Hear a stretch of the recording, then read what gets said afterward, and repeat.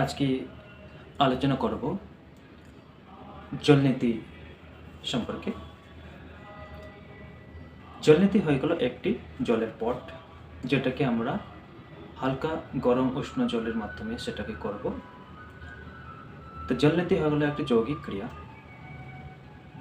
যার মাধ্যমে আমরা নাকের মধ্যে যেগুলো আমাদের গন্দিগি আছে, ময়লা আছে, যাদের ব্রঙ্কাইটিস প্রবলেম আছে, সেগুলো আমরা ঠিক করতে পারবো। যাদের সাইনাসের প্রবলেম আছে, সাইনাসের প্রবলেম জন্য আমরা জলনীতি করব। যাদের মাইগ্রেন পেন, মাথা ব্যথা, তাদের জন্য জলনীতি। তো চলুন জলনীতি কিভাবে করতে হয় আমরা দেখে নিই। সর্বপ্রথম গরম জল ঢালবো, হালকা উষ্ণ গরম জল হওয়া উচিত। গরম জল, এবার ঢালবো সন্দক নামক লবণ 1 চিমটি। এরপর এটাকে ঘুটে দেব। এই তৈরি হয়ে গেল জলনীতির জন্য আমাদের জল রেডি। চলুন এবার জলনীতি কিভাবে করতে হয় আপনাদের দেখাবো।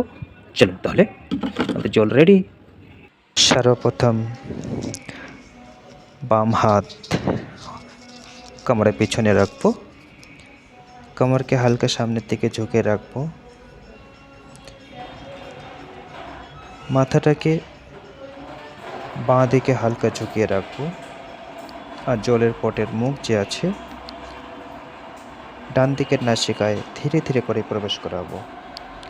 মুখ হালকা খোলা রাখবো, মুখ দিয়ে শ্বাস নেব, ছাড়বো।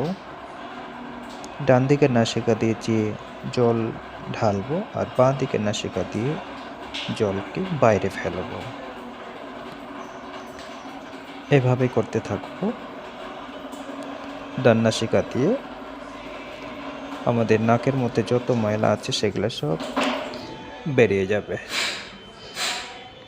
তো একইভাবে আমরা যে জলটা ভেতরে ঢুকলো সেই জলটাকে এক এক নাসিকা বন্ধ করে ঝেড়ে দেব, তাকে ভেতরে যাতে কোনো জল না থাকে যায়। এইভাবে একইভাবে দ্বিতীয় সাইডে করব। ডান হাত কোমরের পিছনে রাখবো, বাম হাত দিয়ে একইভাবে বাম নাসিকা দিয়ে জল ঢালবো, ডান নাসিকা দিয়ে জল বাইরে ফেলবো। এই প্রক্রিয়াটি কন্টিনিউ করতে থাকবো যতক্ষণ পর্যন্ত পটে জল আছে। দুই সাইডে আমরা একইভাবেই করব। ধীরে ধীরে করে জলটাকে ঢালতে হবে আর দ্বিতীয় নাসিকা দিয়ে জলটাকে বাইরে ফেলে দিতে হবে। মুখ দিয়ে শ্বাস নিতে হবে আর শ্বাস বাইরে ছাড়তে হবে। নাক দিয়ে কখনো শ্বাস নেব না এই টাইমে।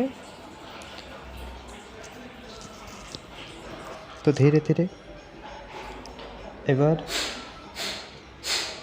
আবার এখন এক এক নাসিকা বন্ধ করব আর জলটাকে বাইরে ঝেড়ে ফেলে দেব। এবার নিচে পটটা রেখে দুটো হাতই কোমরের পিছনে রাখবো আর হালকা কপালভাতি প্রাণায়াম করব।